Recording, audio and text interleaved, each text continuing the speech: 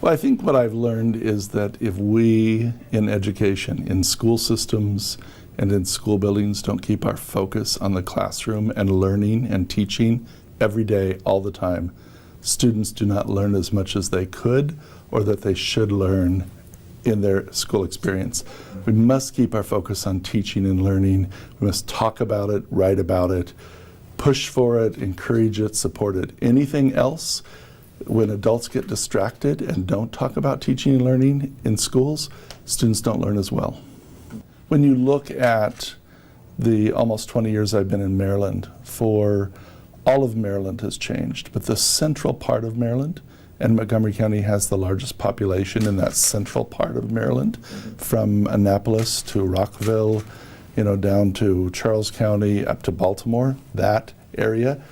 The population has changed tremendously. It's grown a great deal.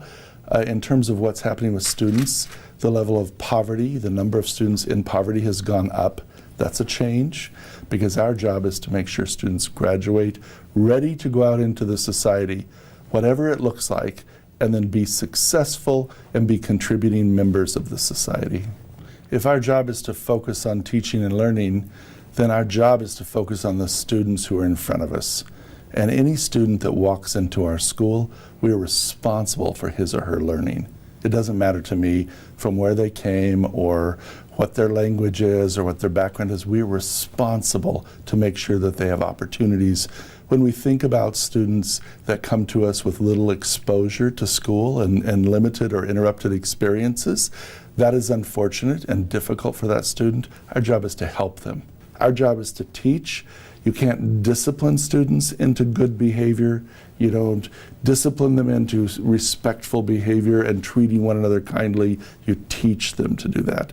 And so we spend a lot of time and a lot of our resources on teaching our teachers, our principals, our assistant principals, our content supervisors about these different circumstances, and then making sure that we're using the information we learn as adults to meet the needs of our students. Having only been here a month, I do not know the degree of the issues of gangs in the schools yet.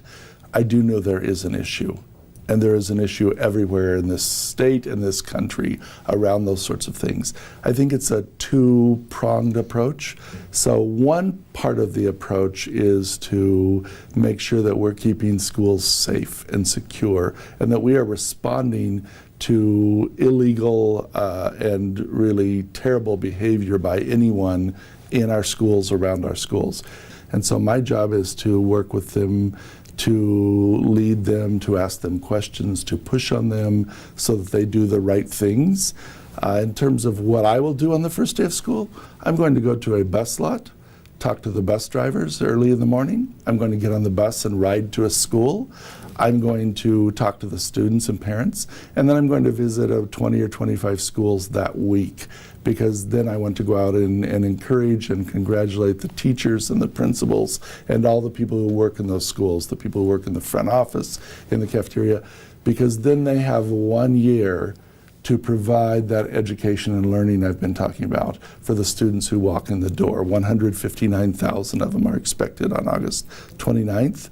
And we have to do that job very well. So my job is to encourage them, challenge them, push them, and make sure we have good systems in place so all of the staff members do what they need to do on behalf of students.